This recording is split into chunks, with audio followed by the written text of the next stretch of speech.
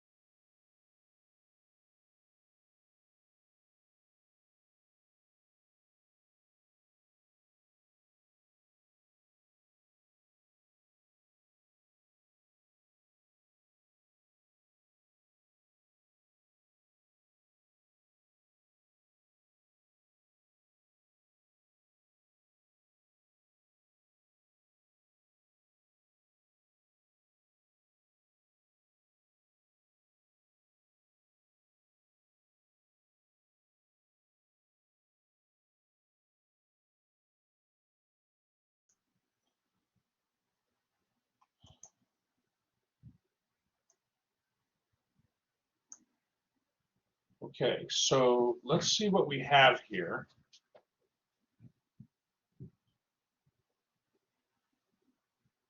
Okay, so cone,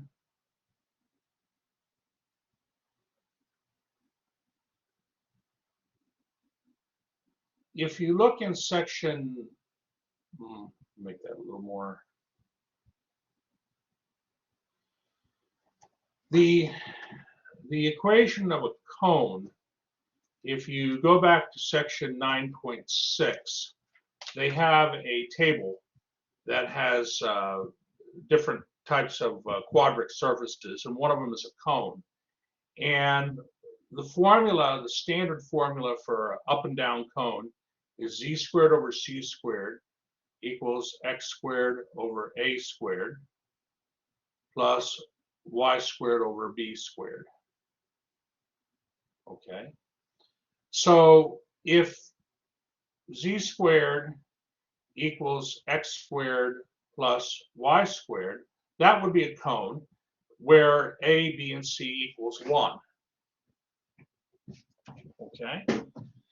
Now, what we have down here, you have z equals the square root of x squared plus y squared. So if we take this equation and take the square root, we're going to get z equals plus or minus square root of x squared plus y squared.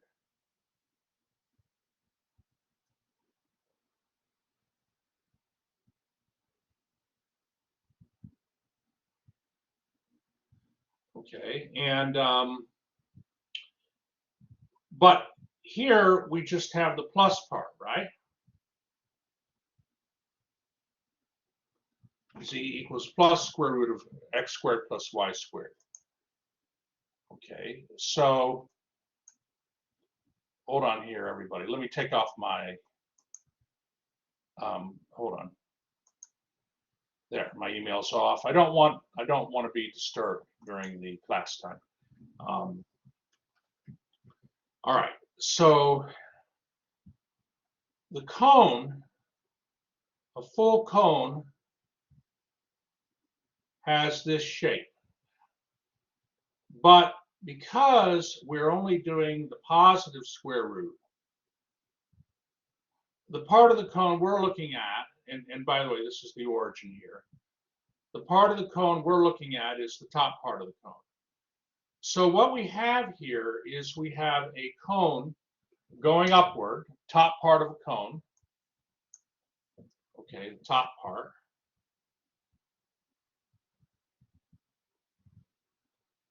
And this sphere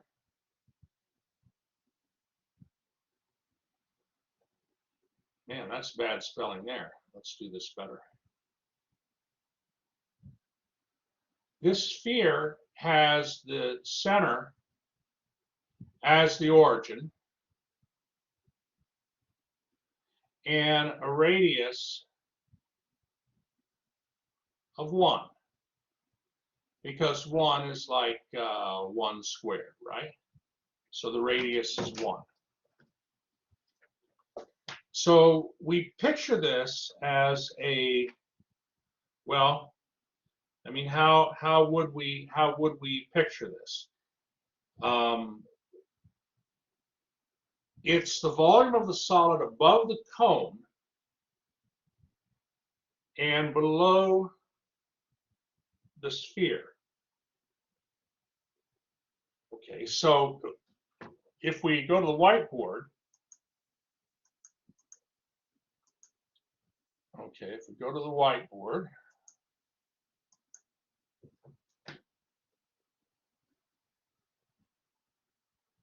here's the origin. Our cone is going upward, but eventually, what's it going to do? It's going to hit the sphere, right? The sphere, I mean, if we were to draw the whole sphere here,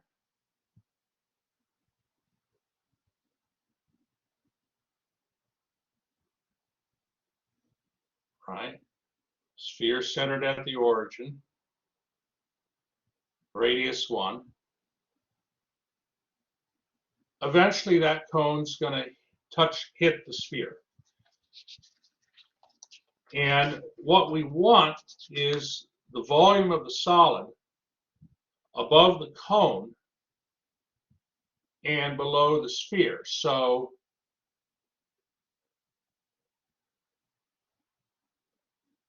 this looks like what? What would Mike describe this solid S? Something you usually like, a nice treat that kids like. What's that solid resemble? That's right, Lexi, a snow cone. That's right, or an ice cream cone. So we're finding the volume, really, of a solid that looks like some kind of ice cream cone. What do you think is absolutely, I want to be careful here. I mean, for this, let's see here, one moment. Yeah, let me just draw this here. I'm just drawing a general picture.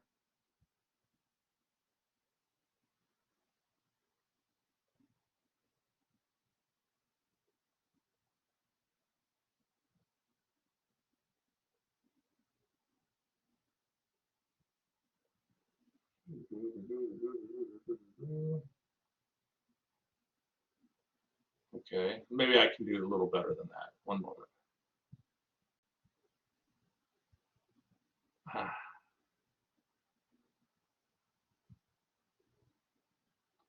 Okay. And here's the origin right here.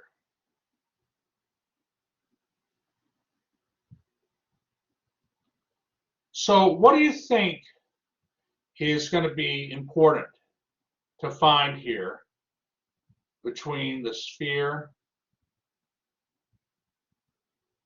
and the cone?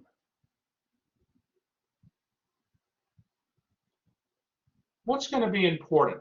And I'll just mention, whenever we find volume, right? Whenever we find a volume,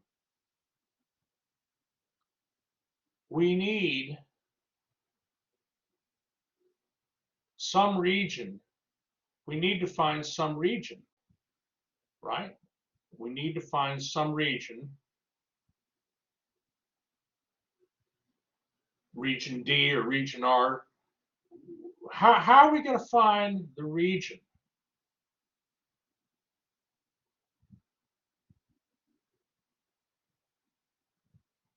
How are we going to find my region? I can't get my limits without my region over which I'm integrating. I mean, how would we find that in this case?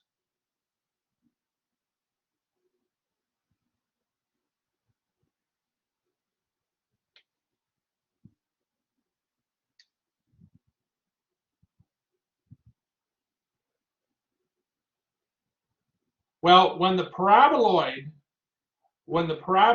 intersected the, like in the previous example, when the previous example we did, when the paraboloid that went downward intersected the XY plane, it intersected the XY plane in a circle. And the circle was our region D. So what do you think we need to find here between the sphere and the cone to find our region D of integration? What do you think we need to find between these two surfaces?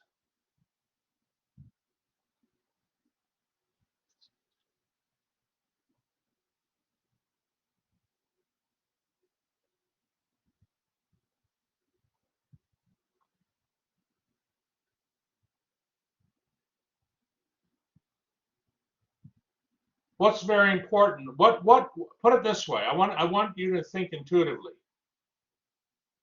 This is the solid.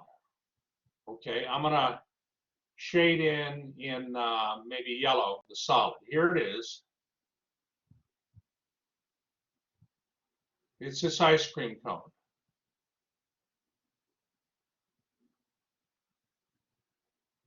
What is this green circle I'm drawing represent?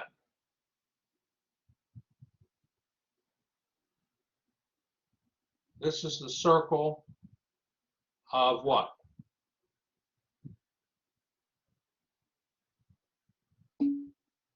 Good. That's right, Norina. The circle of intersection. So all the points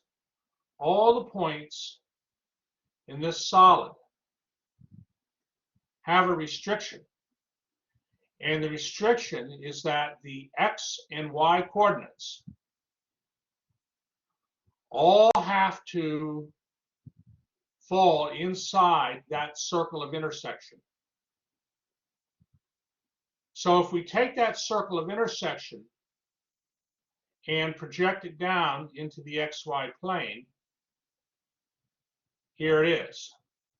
And I'm sorry, it's not drawn perfectly. There's the circle of intersection. And this is our region D or region R. And in order to, because all the coordinates here, all the coordinates,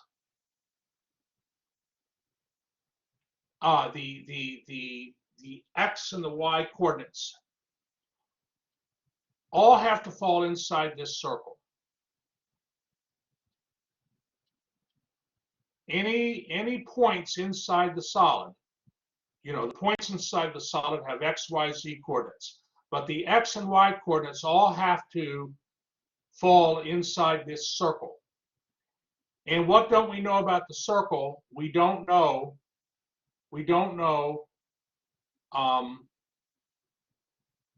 the radius. We need to find, hold on here. We need to find the radius of the circle, right? We got to find the radius. And to get the radius, I have to find the intersection. I mean, what I'm trying to say is the intersection of the sphere and the cone is going to be a circle. I like to know what that circle is, so I can, you know, and to do that, so I can find the radius and all that. I mean, you know, with polar coordinates, you need to find limits for the radii, for the radius, I should say, and the angle theta. You need to find limits. Theta clearly is going to go from 0 to 2 pi. That's a no-brainer. based on this region R. But what's the radius? So, okay, let's go back to the problem then. Are there any questions so far? Who's feeling good so far? Give me a thumbs up if you're okay, at least initially.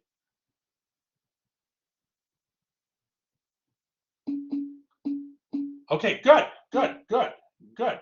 Thank you, everybody. Well, let's get back to the problem at hand then.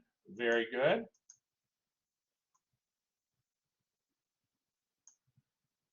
Okay, so here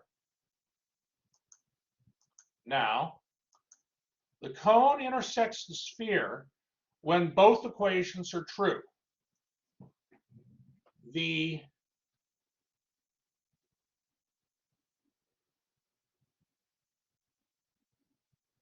sphere equation was x squared plus y squared plus z squared equals 1. And the cone equation was z equals square root of x squared plus y squared. So what I'm going to do then is in the equation for the sphere, I'm going to put in for the z coordinate the equation of that cone.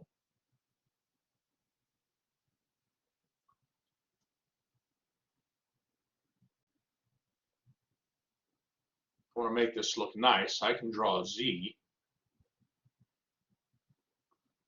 Just want to draw it nice, you know.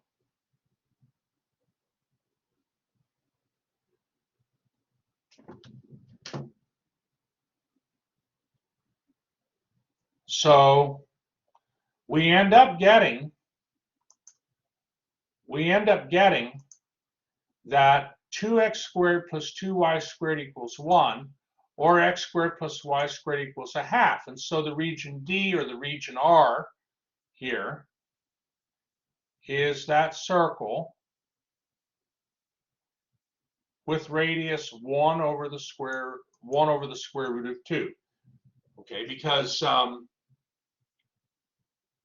x squared plus y squared equals, all right, a half. Well, a half is 1 over root 2 squared. So it's a circle centered at the origin with radius 1 over root 2. But now here's where it kind of gets more interesting. To get the volume, you're going to need to take the difference of two double integrals. So I want you to go ahead and copy this part. And let me give you a few moments to do that, okay? And then we'll talk about these pictures and everything.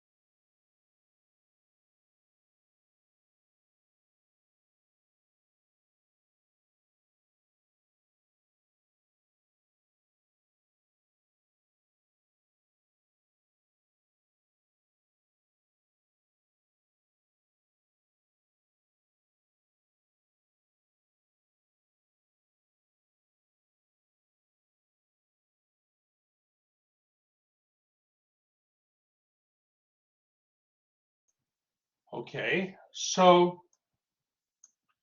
first, to see why this has to be the difference of two double integrals, let's think about what each double integral stands for. Now, incidentally, I'm putting everything in terms of Cartesian coordinates. I know I'm going to go to polar coordinates, but I want to just keep it simple for right now. Okay, so if we look at this double integral here, okay, that is so the if you were to take a sphere, okay, I mean, hold on here now. Let me just see here. So the sphere, the equation is x squared plus y squared plus z squared equals 1. And if you were to solve for z and just look at the top portion of the sphere, you get z equals plus the square root of 1 minus x squared minus y squared. That's what you get. But we're going to just look at the portion of the sphere above this circle in the xy plane with radius 1 over root 2. From that solid, which isn't the ice cream cone, from that solid, this solid here, we're going to cut out the shaded volume that you see in the second picture. That's the, I want to say this the right way, that's the volume below the cone and above that circle with radius 1 over square root of 2. That double integral there is the expression for that, without worrying about putting in the limits and deciding, you know, I put dA in there because, hey, are we going to integrate with respect to Cartesian or polar coordinates? I just put in dA. So if you take the difference of those two volumes, that's going to get you the ice cream cone.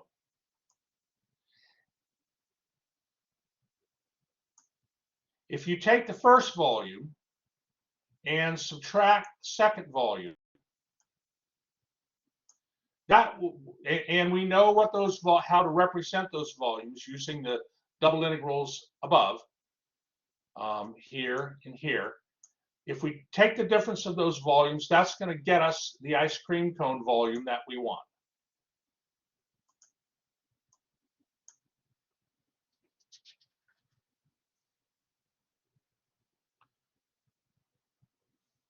Please let me know if you have any questions. You've not had a problem like this where you've had to take the difference of two volumes to get the volume that you're looking for. I don't think you've seen a problem like that yet in your homework, but it comes up. It does come up.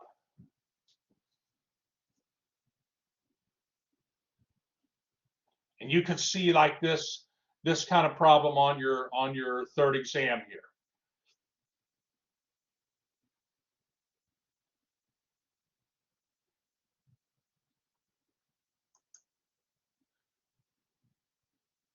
Ara, how are you feeling about this so far? This, I'll just ask a couple students. Are you intuitively comfortable with why I need to take the difference of those two volumes?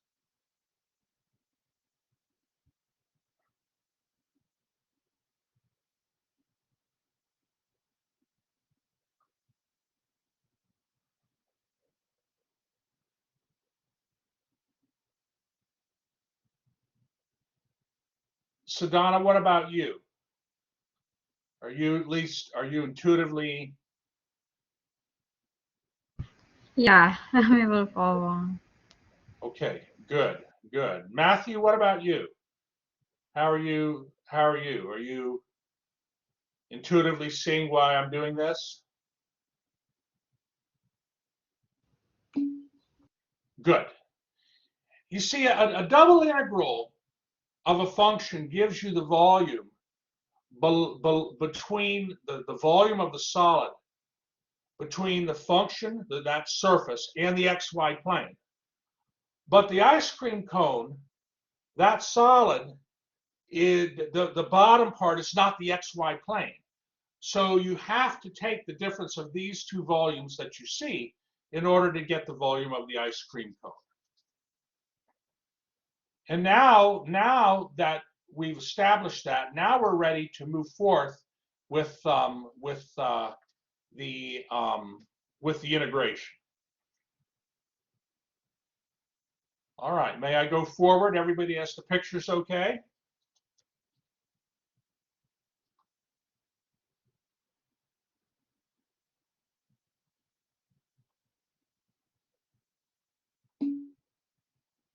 All right, Marina's good.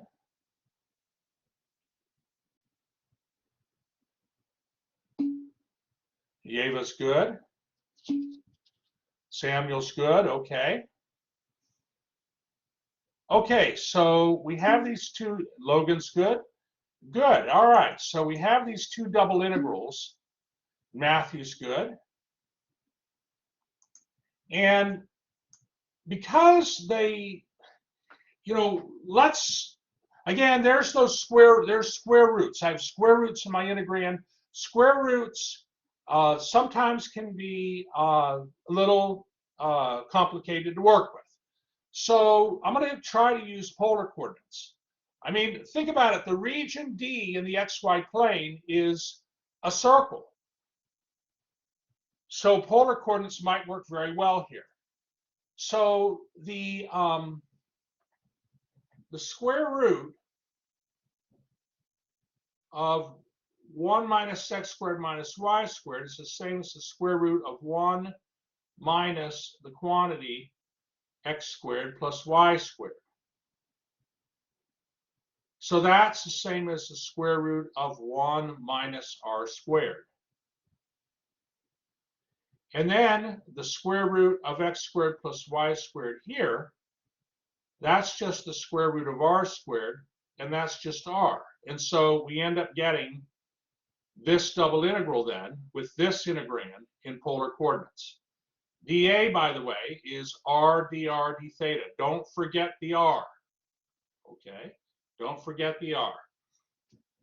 And of course, the limits, the r, the radius, based on that region D, goes from 0 to 1 over root 2, and theta goes from 0 to 2 pi.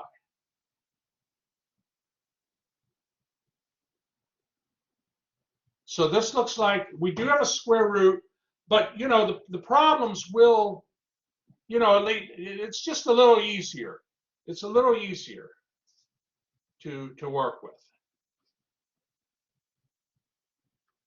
So on your exam, of course, you're going to have problems where you have to decide, hey, do I integrate with Cartesian coordinates, or would polar coordinates be easier, right?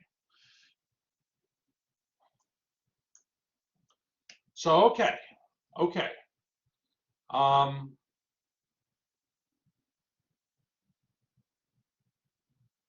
We're going to multiply. We're going to distribute the r to both of these terms, and that's going to get us this double integral.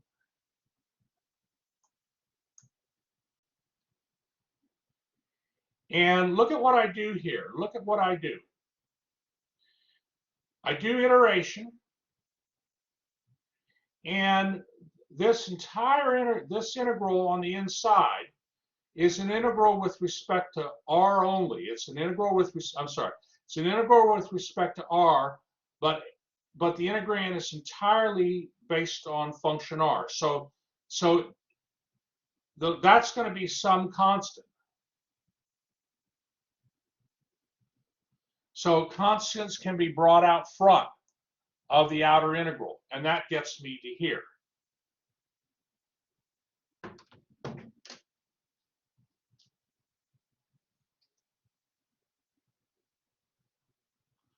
And again, this is the kind of work I'm going to want to see on your exam.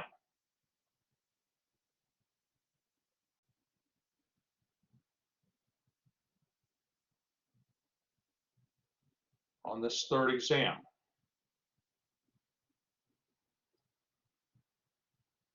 I have to see that you understand the concepts. So, very important.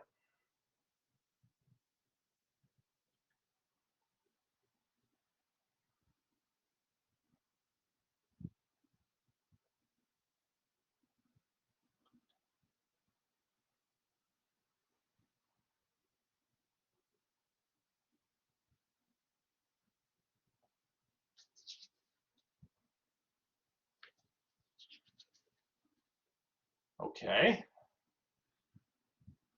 So now what we want to do is we want to compute these integrals. This integral here, the second integral is easy to do, the one with respect to theta. But the first integral with respect to r, it might be good to break that integral up into two integrals. And that's what I did when I worked this problem. So on the next page here, I did break that up.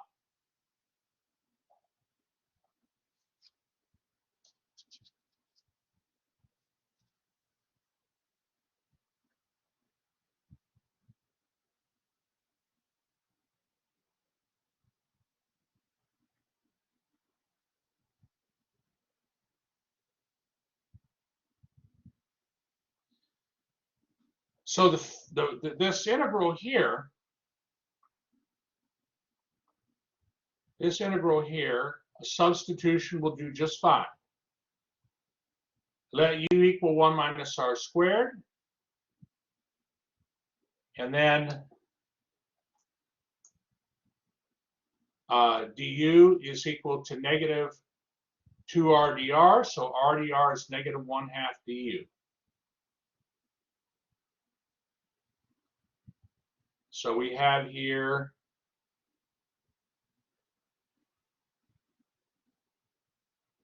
square root of u. And then r dr is then negative 1/2 du.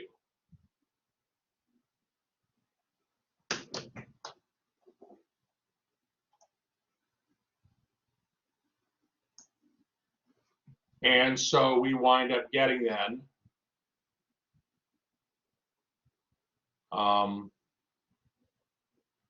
this first integral here with new limits, u limits 1.5, because the bottom limit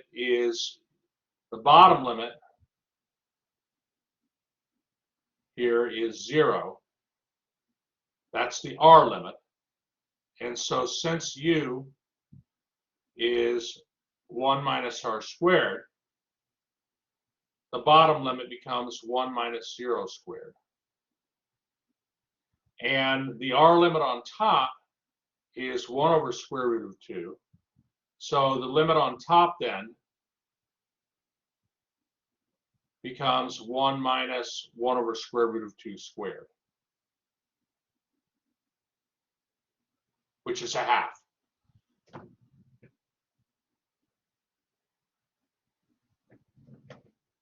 Shouldn't be hard to see that, but 1 minus 1 over root 2 times 1 over root 2. That's 1 minus 1/2, right?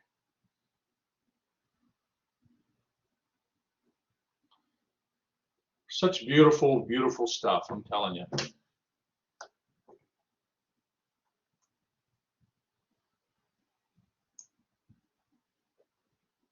I remember when I was a college student, I kind of didn't know what I wanted to do when I started out, but when I saw this kind of math, I said, man, I want to do this someday. Teach students this.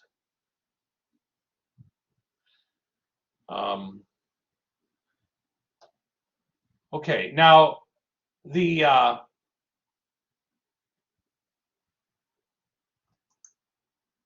brings us down to here. And the answer, WebAssign wants answers in simplified radical form and on the exam as well. So we want our answers in simplified radical form. We're not using technology to get the answer here. We're working it out.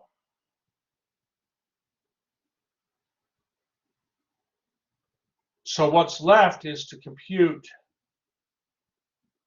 this integral here, which is easy. And you notice the negative here, the negative a half, I brought out in front. And so that then changed the limits from 1 to a half to, oh wait, no, I just brought negative half out front. Maybe what I should have done is just brought a half out and then let the negative, absorb the negative and change those limits, but it's fine.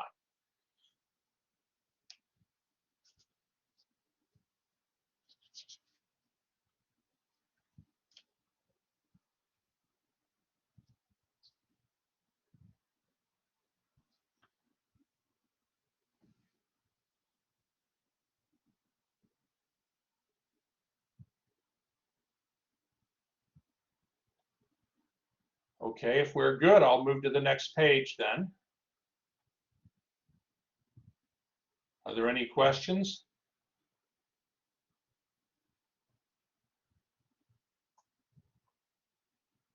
Okay. Well, the next page now, okay, I really show a lot of steps in the work.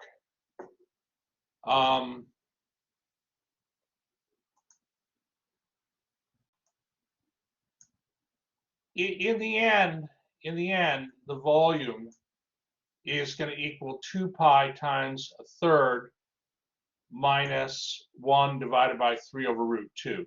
But just go ahead and copy the steps down. Hopefully everything's clear. Let me know if something is not clear.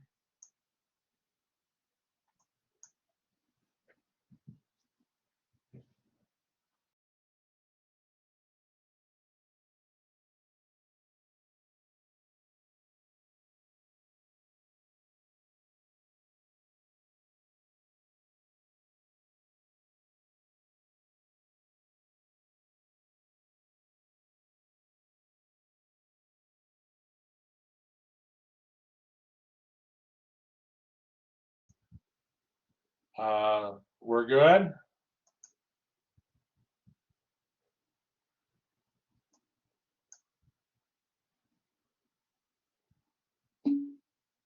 Samuel's good. Okay, Yeva's good.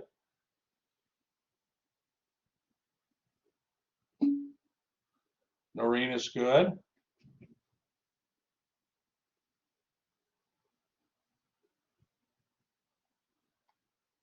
Let me ask you this. If you had gotten this,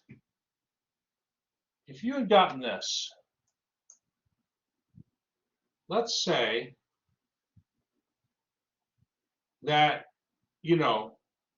that your volume, let's just suppose that your volume, that you got 2 pi times 1 over 3 root 2 minus a third. How do you know intuitively that that answer can't be right?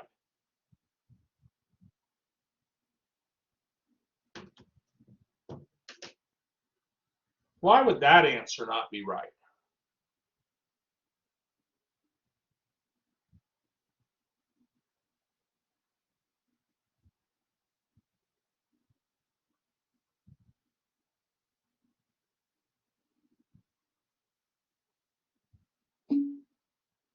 Good, Lexi. Negative volume. That would be a negative volume. The volume has to be positive. Volume has to be positive.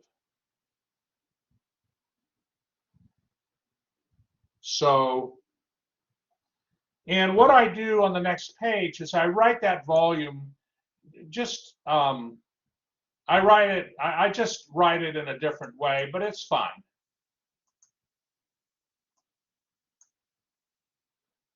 Yeah.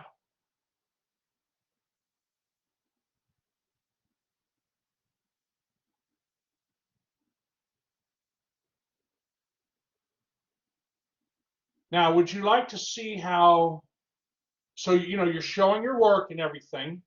Let's say you wanted to confirm your volume. Confirm, maybe, maybe you're doing your work and you're on the exam and you put it in WebAssign and WebAssign's not taking the answer and you like a second check on your volume. Would you like to see how MATLAB does a double volume? How MATLAB does a double integral? Would that be of interest to you?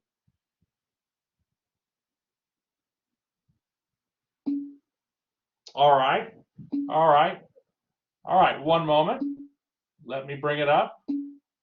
Very good, Lexi, Angela, Yeva, and Norina. Okay, one moment.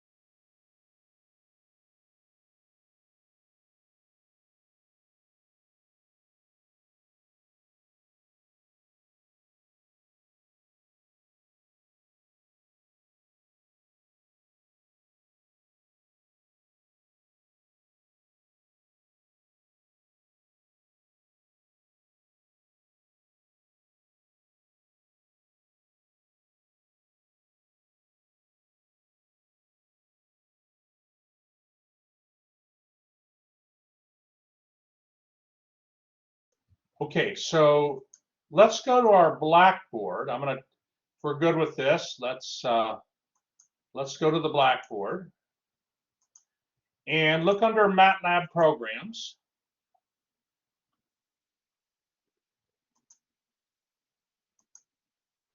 And click on the link there. There is a MATLAB program for 12.4 on the double integrals in polar coordinates. Now notice it says this MATLAB program will help you compute a double integral using polar coordinates. I'll have to correct using, I didn't. Note this program does not replace showing your integration work on exams. It should, so who is, you might have to refresh something to see it. I just made it active in Blackboard. So maybe do a refresh and let me know if you're, Lexi and everybody, let me show. All right, so Yeva, it's visible on your end. Who else is seeing this program, the MATLAB program?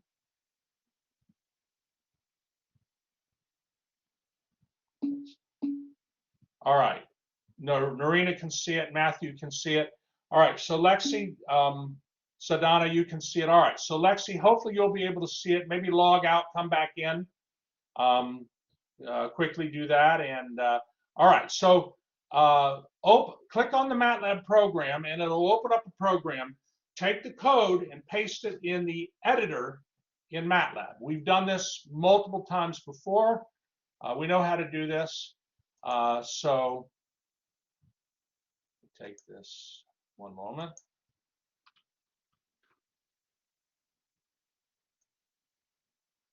All right, so let me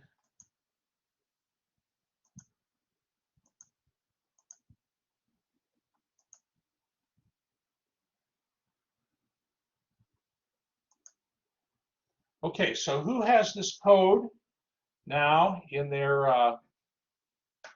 MATLAB?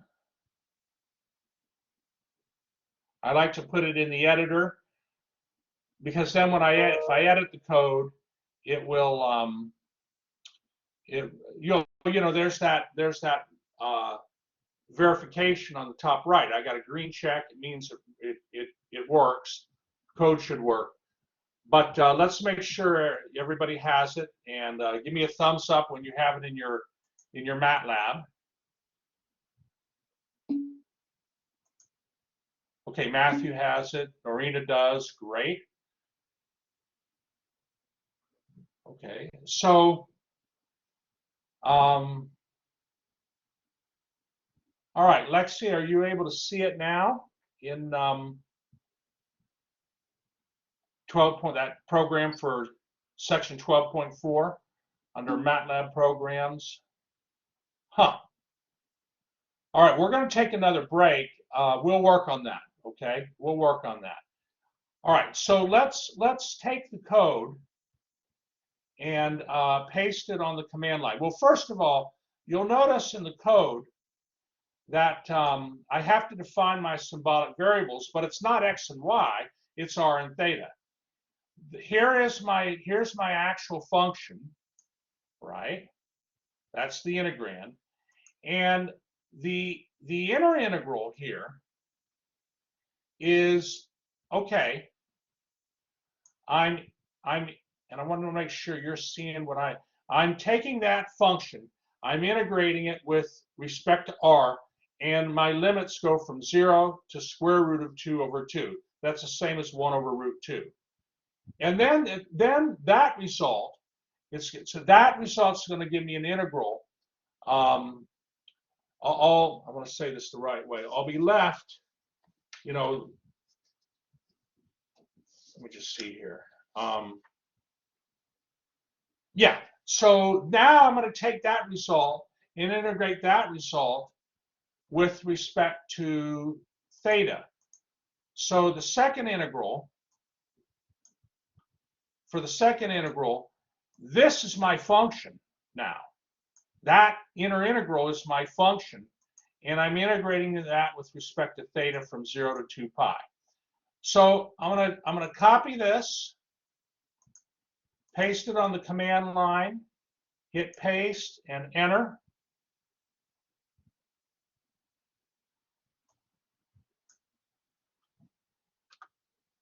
And uh-oh, did I get a negative answer here? Whoops, hold on. Did we get, let me bring that back. One moment, one moment, let me get the MATLAB back here. I don't know why it,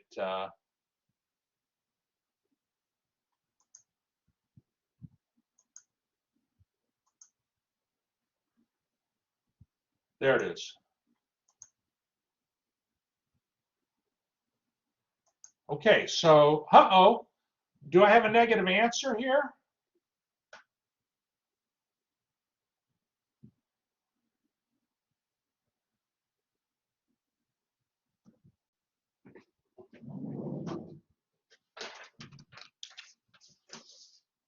I thought volume was supposed to be positive.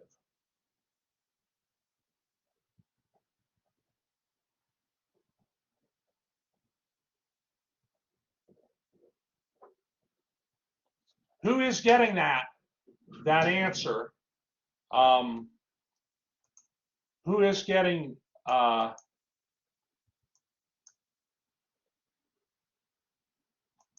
this answer? All right, Mary's getting that. Norina, Yeva. All right, all right. Well, Yeva notices something. I think you others would too in a little time. That answer is actually a positive answer. Let me show you why. Let me show you why. So let me erase this here. So the answer that we had was negative parentheses pi times, then we have 2 raised to the half power. That's the square root of 2. That's MATLAB's way of saying square root of 2. Minus 2. Okay, double parentheses, then with a 3. So let's now translate that. That's negative pi times the square root of 2 minus 2 over 3. But I'll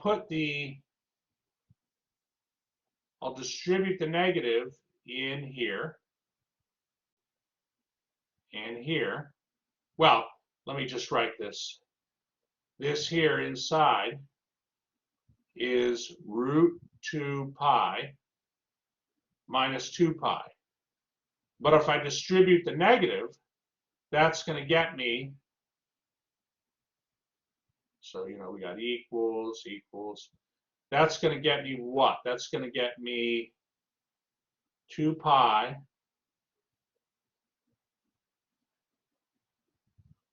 minus square root of 2 times pi, all divided by 3. I hope I have this right.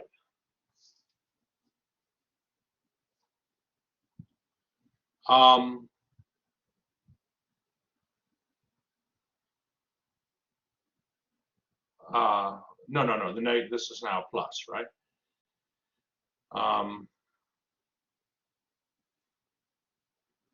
So we can think of this as pi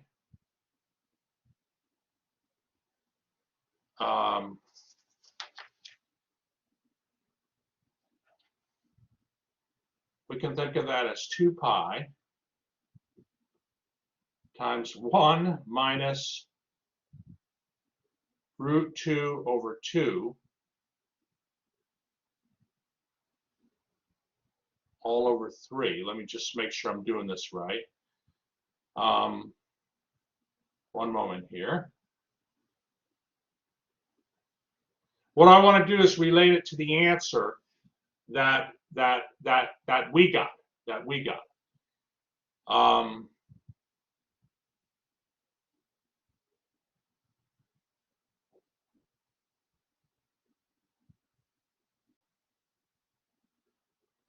little bigger there.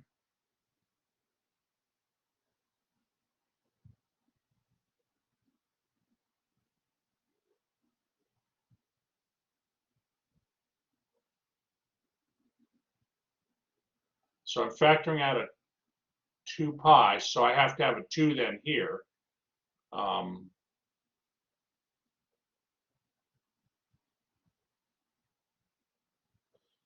And this here, that equals 2 pi over 3 times 1 minus root 2 over 2. And root 2 over 2 is the same as 1 over root 2.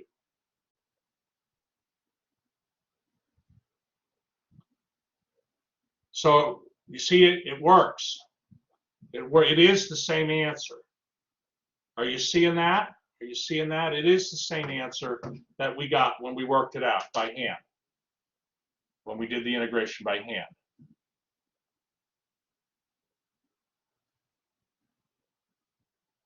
So MATLAB sometimes writes things in funny ways. I think MATLAB, it would be great if the final answer were written this way. But MATLAB does what it wants. Well, you know what I mean. How many think that's absolutely cool?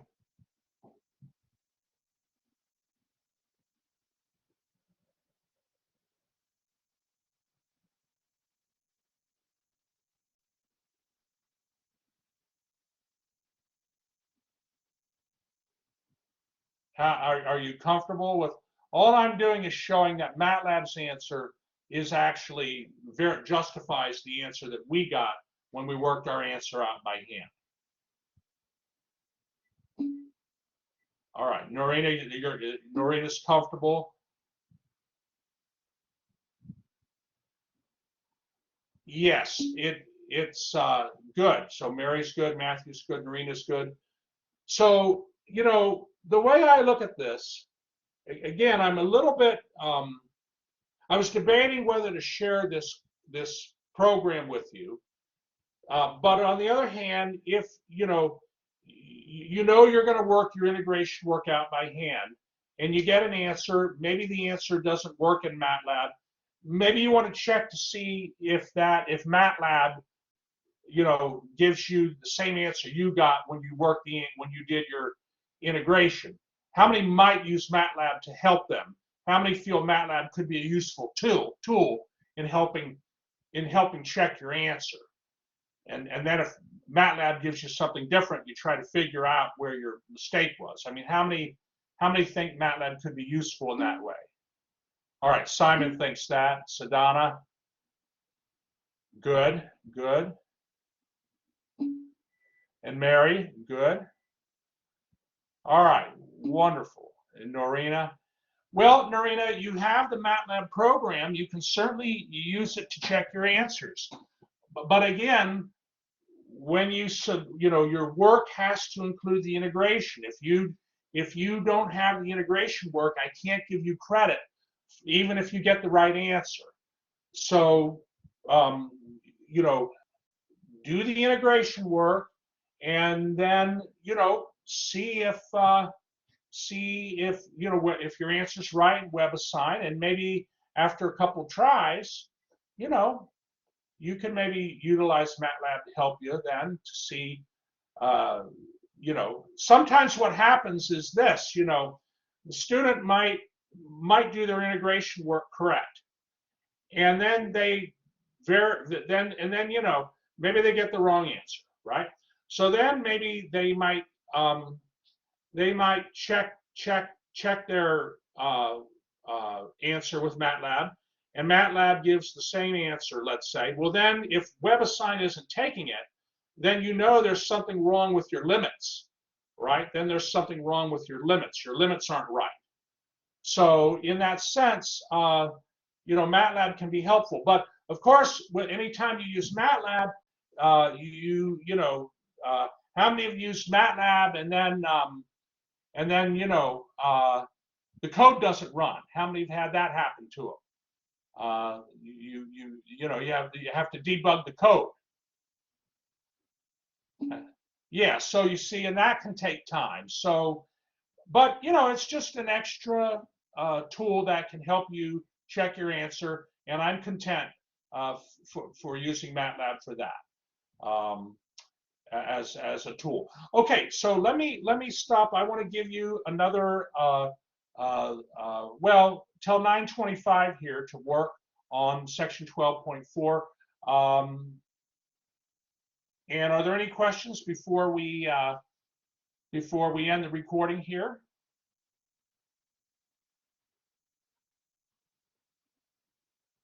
Okay, let me end the recording.